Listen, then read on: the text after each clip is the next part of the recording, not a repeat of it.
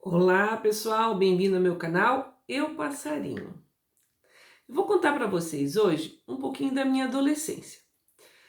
Eu estudava num colégio estadual e eu era a adolescente mais alta da escola. Eu e mais uma, mas além de alta, eu era muito magra, virada em joelho. Então eu tinha os apelidos mais interessantes. Era girafa, vara de cutucar estrela, pau de vira-tripa, saracura do brejo, essas coisinhas delicadas. Elas não me convidavam as meninas para participar dos grupos, porque elas diziam que eu ia destoar, né? Então vocês imaginam uma adolescente passando por essa fase e sofrendo bullying. A gente não chamava isso de bullying na época, não é como hoje, né? Que levava para coordenação, tudo se resolvia, né? Eu chegava em casa, conversava com a mãe, não tinha, né? Não tinha esse diálogo. Então eu sofri muito. Eu chorava, eu queria ser aceita pelo grupo. Então eu tive uma adolescência um pouco mais complicada. Hoje não, hoje eu amo a minha altura, me acho linda, maravilhosa, poderosa. Mas naquela época foi muito difícil. O que eu fazia? Eu tentava me encolher para ver se eu ficava do tamanho delas, mas era impossível, porque eu sempre fui alta. E até hoje eu tenho problema na coluna por causa disso. Por que eu estou falando sobre esse assunto? Porque hoje é uma data que vocês vão entender que muitas pessoas passam determinadas situações como eu passei. É claro que não tem comparação a minha situação com a que eu vou falar, né? Dia 17 de maio é o Dia Internacional de Combate à Homofobia e à Transfobia. Todos os dias morre gente por causa da homofobia e da transfobia. Todo dia morre. O grupo da Bahia, gays da Bahia, eles, eu acho que é de 19 ou 26 horas, eu não tenho certeza. Eles têm uma estatística lá que morre uma pessoa por dia de violência. Agora eu pergunto para vocês, isso em pleno século XXI, com todo esclarecimento, nas mídias, todo diálogo, tudo que a gente fala, conversa, dialoga, lei, ainda acontece? O desrespeito à vida. Isso são casos de assassinato. Porque quando vai na delegacia para prestar queixa de violência, de agressão, seja verbal ou física, na hora de fazer o boletim de ocorrência, não tem lá como colocar a questão, porque só tem feminino e masculino. Em algumas delegacias ainda tem orientação sexual, mas isso é bem pouco. Então não tem como saber depois, para fazer uma estatística, que tipo de agressão e com quem foi. Fica difícil. Então, são cidadãos que não têm esse tipo de atendimento pela sociedade, né? Eles lutam muito, mas ainda não têm esse tipo de atendimento. Então, como é que a gente vai saber quantos estão sendo agredidos? E todo dia. Eles não são aceitos muitas vezes pela família, pela sociedade, igreja, né? São criticados pela igreja, pela sociedade em geral. Tem uma questão religiosa, tem uma questão moral.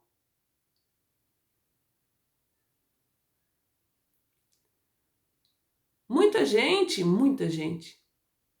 respeita demais. Por quê? São cidadãos como qualquer outro. A orientação sexual, cada um faz o que quer da sua vida, né? A identidade de gênero,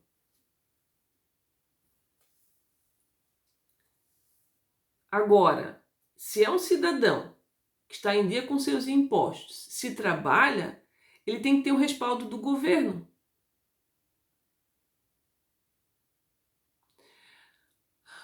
O Brasil assim, por mais que sejam um dos países que está lá no topo da violência contra os homossexuais, transexuais, bissexuais, o que esteja lá no topo da violência, ele ainda é um dos que mais, assim, conquistou direitos para os LGBTs, né? Então, ele já tem autorização da união civil entre pessoas do mesmo sexo. Tem também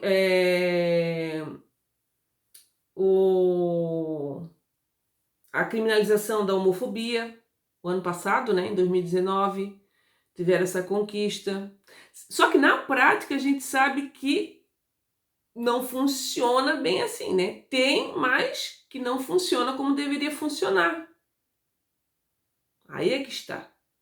Muitas vezes a lei ela existe, como o racismo tem, né, a lei que protege os afrodescendentes. Mas quando chega na delegacia ou quando chega a queixa, não acontece como, né? Porque a homofobia é um tipo de racismo, tá? Isso está lá na Constituição.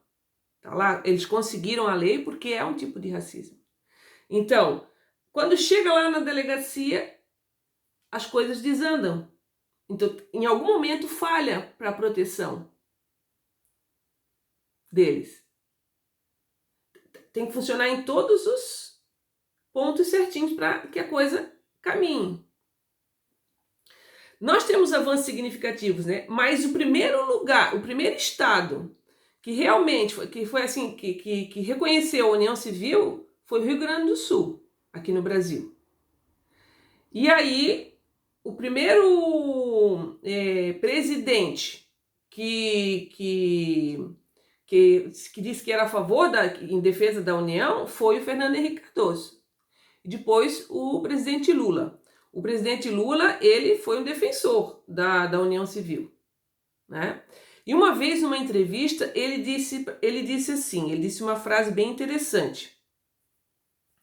Quando ele foi perguntado, né? Ele disse assim: o importante é que sejam cidadãos brasileiros, respeitem a Constituição e cumpram com seu compromisso com a nação. O resto é problema deles e eu sou o defensor da União Civil. E no governo dele teve bastante coisa relacionada à comunidade LGBT. Bastante coisa no governo dele. Então é legal. A gente estava avançando, né? Eu sou uma aliada da causa. Eu sou uma aliada. Então, acho assim que todo mundo pode se aliar. Quando é uma causa justa, as pessoas têm que se aliar. Não é verdade? Vale a pena. Porque quem é aliado tem que saber ouvir, ter ouvidos para ouvir, saber escutar, tem que ser intolerante com quem é homofóbico, com quem é transfóbico, tem que ser intolerante e não pode aceitar isso, tá? Nenhum tipo de preconceito. E saber que é uma luta que é diária.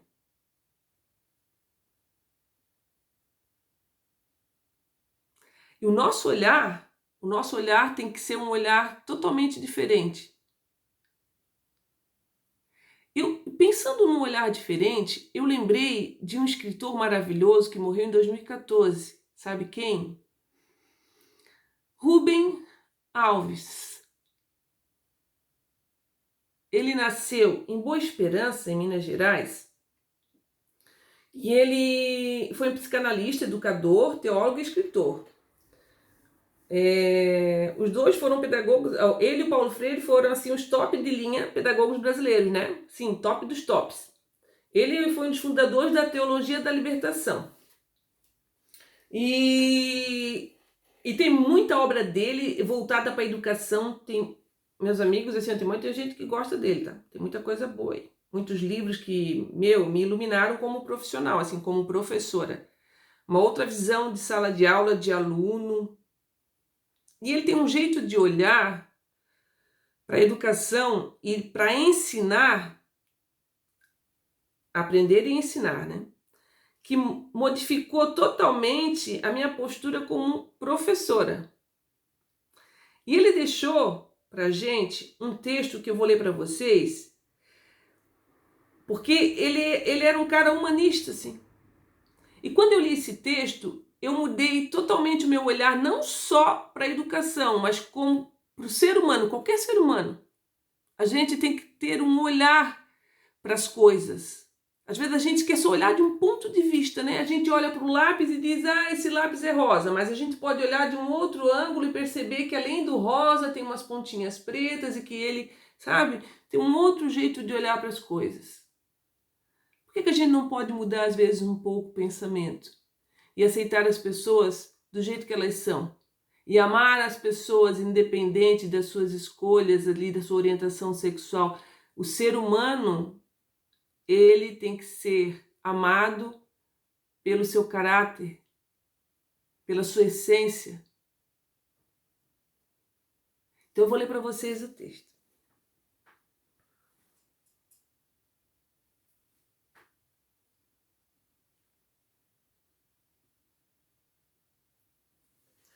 A complicada arte de ver. Ela entrou, deitou-se no divã e disse: acho que estou ficando louca. Eu fiquei em silêncio, aguardando que ela me revelasse os sinais da sua loucura.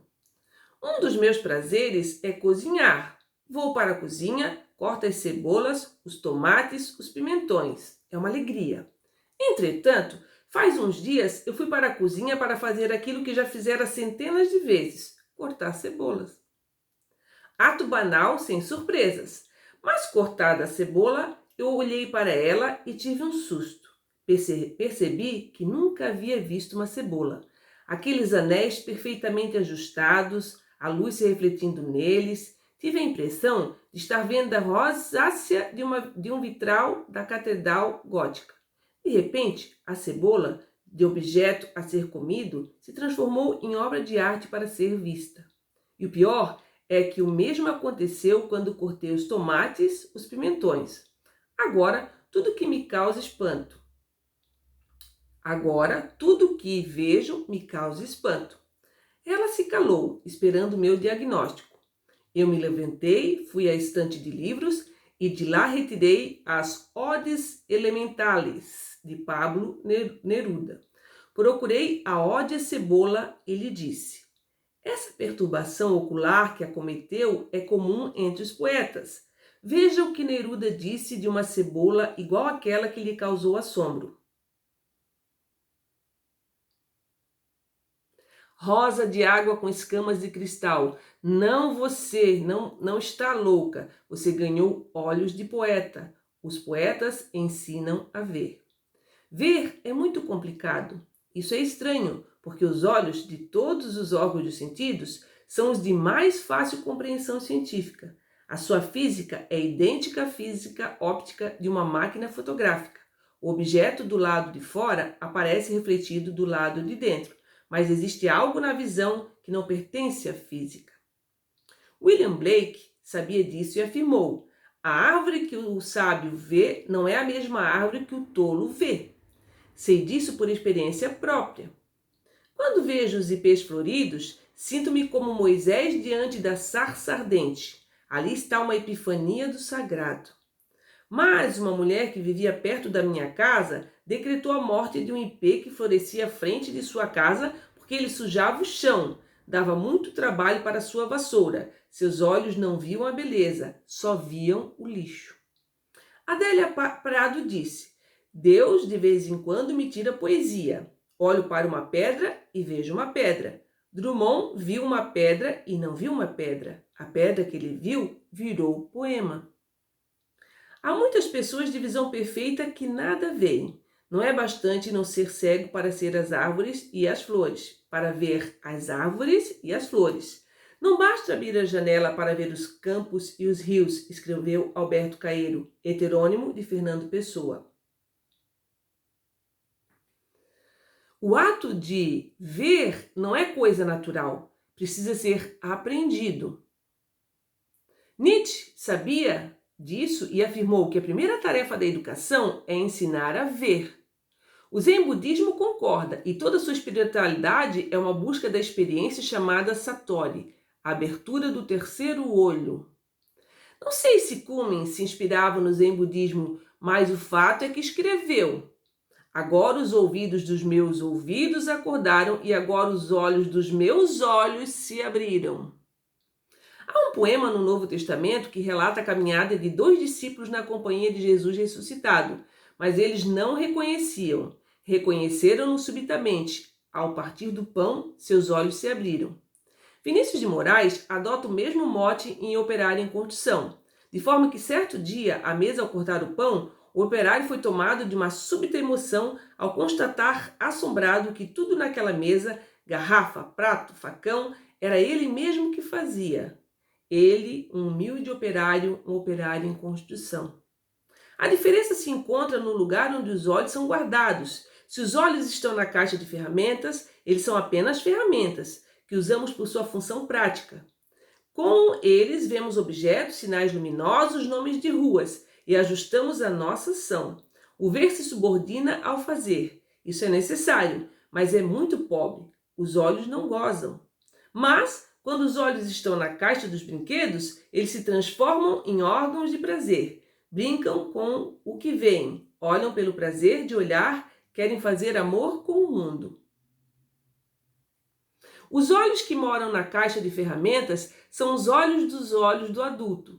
Os olhos que moram na caixa dos brinquedos das crianças. Para ter olhos brincalhões, é preciso ter as crianças por nossas mestras. Alberto Caeiro disse haver aprendido a arte de ver com um menininho. Jesus Cristo fugido do véu, tornado outra vez criança eternamente. Jesus Cristo fugido do céu, tornado outra vez criança eternamente.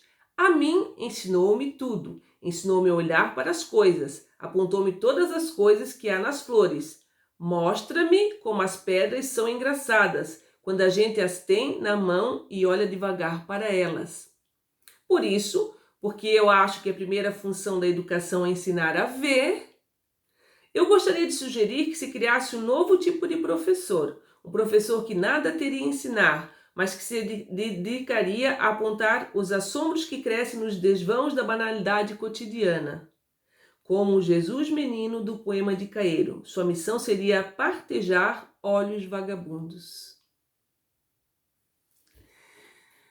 Que tenhamos olhos de empatia, olhos de amor, olhos sem homofobia. Beijo no coração e até a próxima.